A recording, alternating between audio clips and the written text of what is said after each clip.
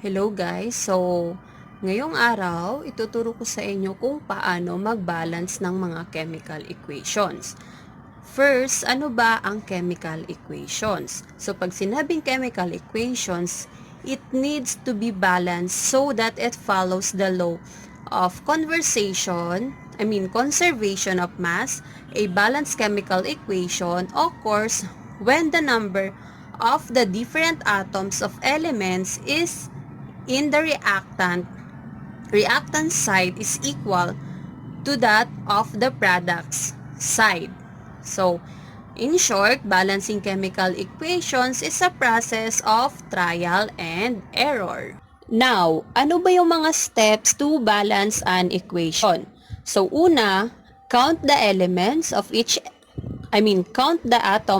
element in the reactants and the products. Pangalawa, use coefficient, place them in front of the compounds as needed. So, halimbawa, meron tayong compound na CH4 plus O2 or oxygen, and then yields the product of CO2 plus water. So, dito sa reaction na ito, it between methane or CH4 is methane, and oxygen, which is the O2, producing carbon dioxide or yung CO2 natin, plus water. Now, students, kukunin na natin or ibabalance na natin itong mga compound na ito. So, paano? Diba, we have the CH4 plus O2 yields the product of CO2 plus water. The reaction shown is a combustion reaction. It means a compound reacts with oxygen and produce carbon dioxide and water. The technique is to balance the carbon, which is the C, atoms first, then the hydrogen, which is the H atoms, and then the oxygen or O atoms. So, in this case, the carbon C or yung carbon atoms natin are already balanced. As you can see, they are balanced. 1 and 1. The left and right is already balanced. But the hydrogen, pero yung hydrogen natin, hindi siya balanced kasi we have 4 yung this one, and then the other side is 2. So, meaning to say, hindi sila balanced. Unlike sa carbon, balanced na sila. 1 and 1. And then yung oxygen natin, meron tayong 2. Ito siya. 2 yung oxygen. Okay? And then at the other side, yung oxygen natin is 2. And then meron pa tayong oxygen dito na isa. Okay? So 2 plus 1 is 3. So meaning to say hindi balance kasi yung isang oxygen natin 2 lang, and then the other one is higher, which is 3. So, ngayon, dahil balance na yung ating C, hahanapin na natin yung H. And then, sunod ay yung O natin or yung oxygen. There are 4 hydrogens. So, meron ditong 4 hydrogens, di ba? And then, oxygen atoms on the product side.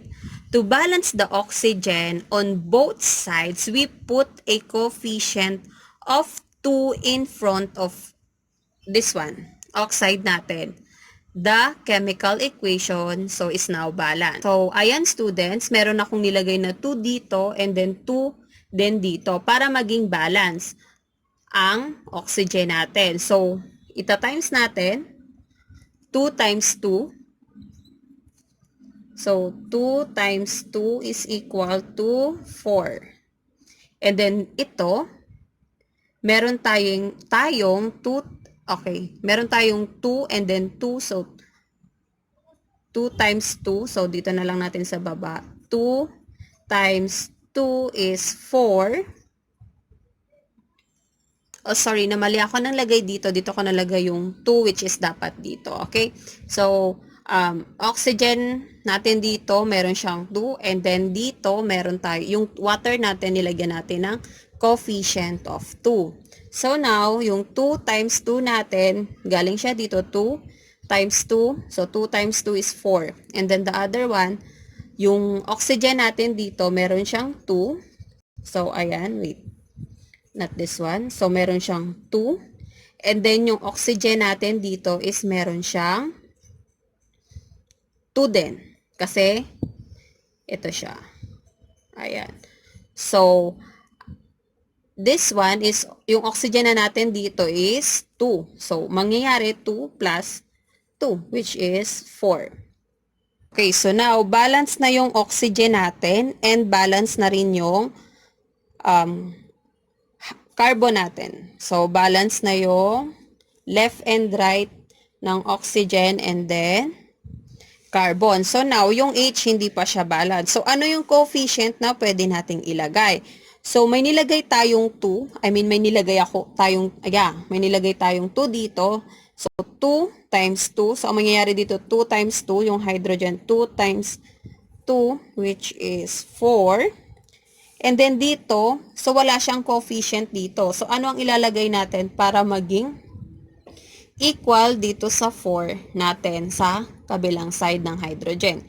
So, yung carbon natin is 1 lang siya. Dapat hindi siya magbago. Kasi balance na sila yung sa kabila and then this one. So, pwede tayong maglagay ng coefficient of 1. So, try natin kung magiging balance pa rin ba yung carbon dito and then dito. Okay. So, multiply muna natin yung hydrogen. So, meron tayong 4. 1 times 4 times is equal to 4. So, hydrogen natin, balance. 4 and then 4. Diba? Ayan, 4. So, balance. And then now, wala pa tayo na ilalagay dito. So, paano siya magiging balance? Now, ilalagay natin is 1. 1 lang. Okay, 1. Bakit 1? Kasi if ever nataasan pa natin siya, magagalaw yung mga na-balance na natin. So, dapat 1 na lang kasi balance na rin naman ang carbon. So, charge ng carbon natin is 1.